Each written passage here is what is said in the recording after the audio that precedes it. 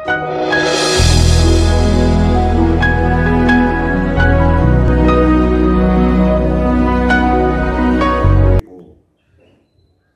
d'entre nous, pour les frères et les sœurs. Avant de le faire, je vais lire une portion de l'Écriture. Dans Psaume 73, verset 28. Pour moi, m'approcher de Dieu, c'est mon bien. Je place mon refuge dans le Seigneur l'Éternel, afin de rencontrer toutes tes œuvres. Je voudrais rendre grâce à notre Dieu et notre Père, qui est assis sur son trône et qui regarde la terre. Priez ce matin pour la nation. Priez pour les frères et les sœurs en Christ, afin que la puissance du Très-Haut, le Dieu de toute éternité, les garde. Seigneur, nous avons besoin de toi. Chacun en ce lieu, dans sa maison, là où il se trouve, partout où il se rend, au travail, que la puissance de l'Esprit de Dieu soit son partage. Oh, nous lions les esprits méchants et les œuvres des ténèbres qui voudraient s'élever et faire du mal à ton peuple, à tes enfants. Je prie pour chacun. Je prie pour les responsables. Je prie, oh Dieu, pour la jeunesse. Je prie pour AOC. Je prie pour l'école de dimanche. Je prie pour les enfants. Je prie pour les moniteurs. Je prie pour tous les frères et sœurs. Oh Dieu, les hommes et les femmes, les jeunes gens et les jeunes filles, que la puissance de Dieu les couvre. Je prie pour tous les frères et toutes les sœurs dans le monde entier. Oh Dieu, que ta grâce, qui est suffisante, soit le partage de chacun. Nous prions et nous demandons que l'Esprit de Dieu intervienne. Ce mal pernicieux, méchant, qui est venu, un mal criminel, Dieu, nous te supplions afin de l'anéantir. Au nom de Jésus, Seigneur, arrête, stoppe ce mal, ce virus méchant, impur, qui tue. Oh Dieu, en cet instant précis, j'invoque ton nom. Je dis tout ce que vous demanderez par la prière, en ton nom, tu le feras. C'est pourquoi que ta paix soit dans le cœur de chacun. Chasse la crainte dans le cœur. Que la peur soit chassée. Et que tes enfants aient cette assurance de compter sur toi. Que l'ennemi soit dans la honte. Que ses œuvres se renversent contre lui-même. Que le trou qu'il a creusé y tombe. Et que tes élus soient sauvés. Permets que tous ceux qui ne te connaissent pas découvrent ton amour et ta paix. Guéris tous ceux qui sont atteints. Que la puissance de l'Esprit les pénètre, que le Saint-Esprit agisse. Je voulais prier pour l'Afrique. Dieu garde l'Afrique et que tout ce venin qui veut anéantir l'Afrique soit vaincu. Nous n'avons personne, mais toi, tu es notre Dieu, comme cet homme qui était au bord de la piscine, que Jésus a posé cette question. Tu vas être guéri?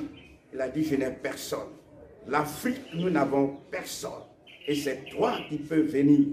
Nos structures ne sont rien. Nous n'avons rien. C'est pourquoi nos regards sont tournés vers toi. Bénis ce moment et bénis tous tes enfants. Partout où ils se trouvent, bénis l'église, bénis de la selle. L'église que je dirige permet que le Saint-Esprit affermisse les frères, que ce soit dans la joie. Au nom de Jésus-Christ, j'ai prié. Amen.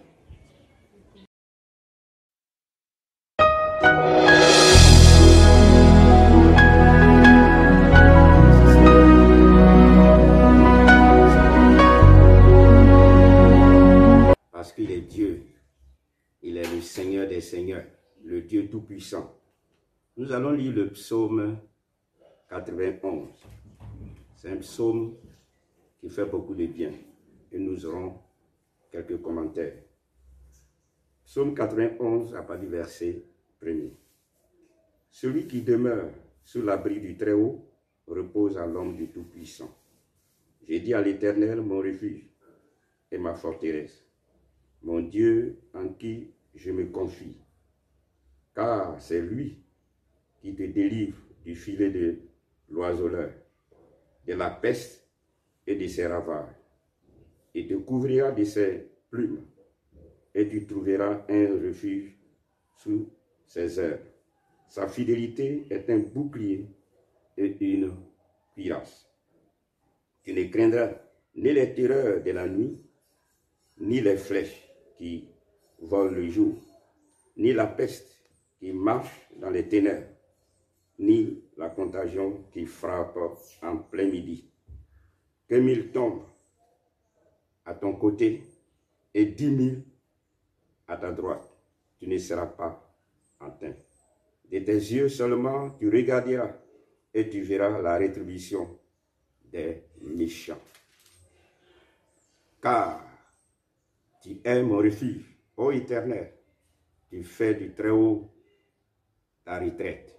Aucun malheur ne t'arrivera, aucun fléau n'approchera de ta tente, car il ordonnera à ses anges de te garder dans toutes tes voies.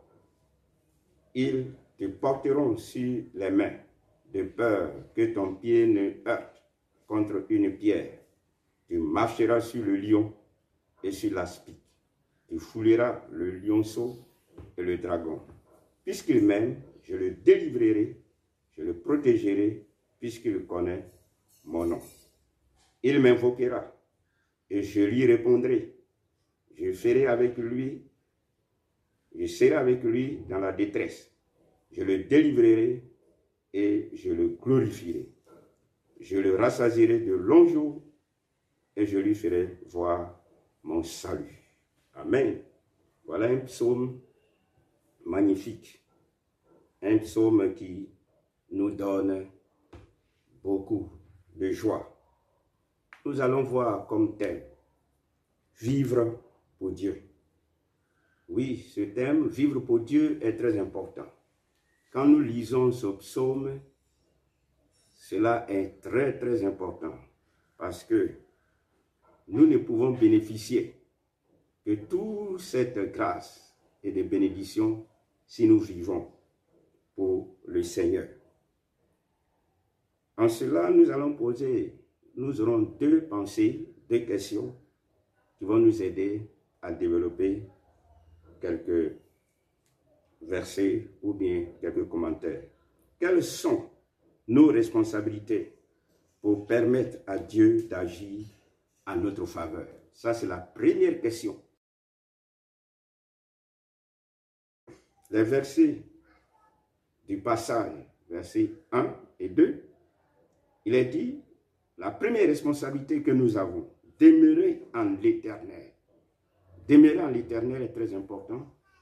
Jésus même a dit, si vous ne demeurez pas en moi, ou bien, si vous demeurez en moi, bien sûr, et que je demeure en vous, demandez tout ce que vous voulez, et cela vous sera accordé. Ça, c'est dans le livre de Jean. Alors, demeurer en l'Éternel, ça, c'est la première responsabilité.